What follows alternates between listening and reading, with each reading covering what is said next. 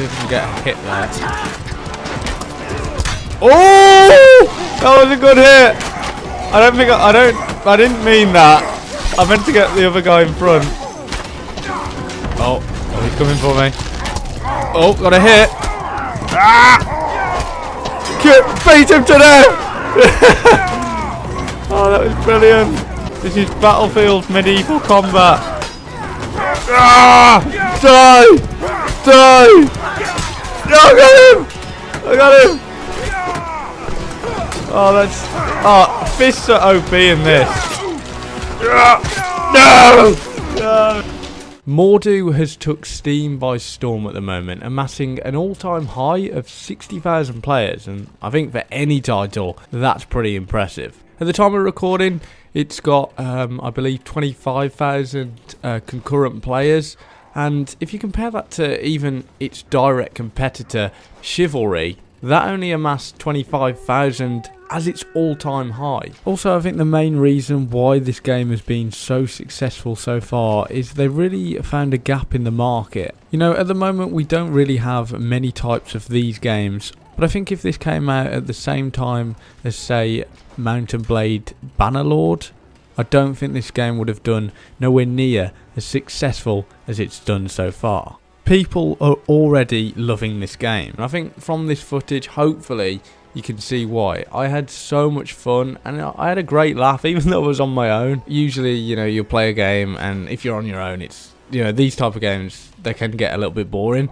but just playing this, I had so much fun playing it. I think even if you're not a fan of this time period, I think you can still have a good time playing it, and I would still recommend it to even someone who's, you know, not interested in that, you know, slashing, you know, medieval setting, because I think there is a lot of fun to be had no matter what, and especially if you can get some friends together as well, I think it could be a great laugh. Also, I think a really good feature that could be added would be voice proximity chat. I think that'd be quite funny to hear, you know, people just screaming and like, ah, let's get this enemy, and like everyone just like, you know, just saying random shit down the mic. But maybe that's something they're looking into, or maybe that's not the sort of direction that they want to go. I guess they've already got call-outs already sort of pre-made as well. There's like 5 different call-outs you can do. You can do like laughing at the enemy, you can like thank people, you can also taunt the enemies as well. So there is a system like that anyway, but I think sort of player voices would kind of just make it a little bit more interesting. But I'm so baffled that this game has took off the way that it did. I mean I saw this game on Steam a few days ago, and I mean I was like, oh yeah, it's another sword fighting game, yeah. But then I saw quite a lot of YouTubers covering this game as well, and I did check out their videos, and I was like, wow, this actually seems like quite a fun game. I always wanted to play like Chivalry, but I think it came out in like 2012 or something. My PC wasn't that great then, so I didn't really get that much time playing Chivalry. But I'd played a lot of Mount and Blade Warband, and so I thought, you know what, I'll give this game I'll give it a shot. Maybe I won't like it, but you know, it's only £21. It's not that expensive. It's quite a cheap game, and that's the beauty of indie games. And I think ever since I've just played it, I've just fell in love with the title. It's quite chaotic. I mean, that's an understatement. It's absolutely chaotic with these 64 players in quite small enclosed maps. It really does feel like you are in a quite a big war. But you can really tell that the developers cared about this game, just even from just the soundtrack. And I mean, soundtrack for me is quite a big thing as well, especially when you have the in-game music, and it just really fits the overall theme of the game. It's, you know, very high energy, and you know, it's got that sense of like, it's like war drummy, and it really gets you like hyped for the battle. And even like the call outs as well, they're really funny. Like, just even the laughing, it just puts a smile to your face.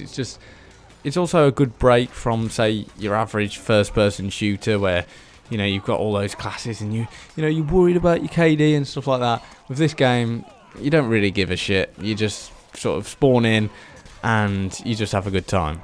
There's only 4 maps at the moment, and I've got to say I've only really played Frontline, so I can't really comment on the other 2 modes. But I think the bread and butter for this game is going to be the Frontlines. I know a lot of people are actually playing that at the moment. For me, Battle Royale has never been that big draw. I think Battle Royale is, overall, it's just getting stale. So I've kind of avoided that like the plague. But I think a really good thing that they could add would be, say, mod support. I think mod support is an integral part of games like this for, you know, indie titles anyway. It's a real big feature that needs to be added, because I think at the moment 4 maps, it's not that many.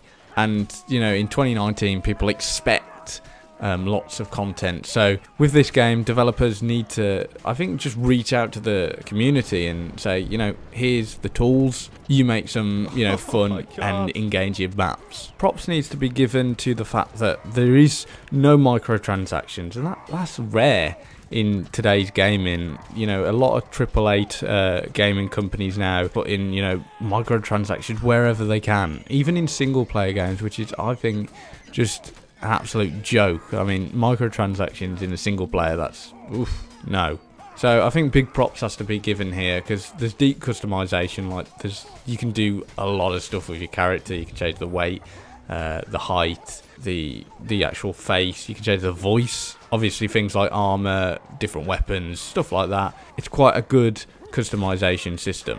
But, you know, not everyone was happy. I mean, I saw on Twitter a female user that I'm not going to name, but she put such a retarded tweet out saying, you know, I like the look of the game, but I'm not going to buy it because there isn't female characters. And I was just like, that's the reason you're not buying a video game, is just because there's not a female playable character?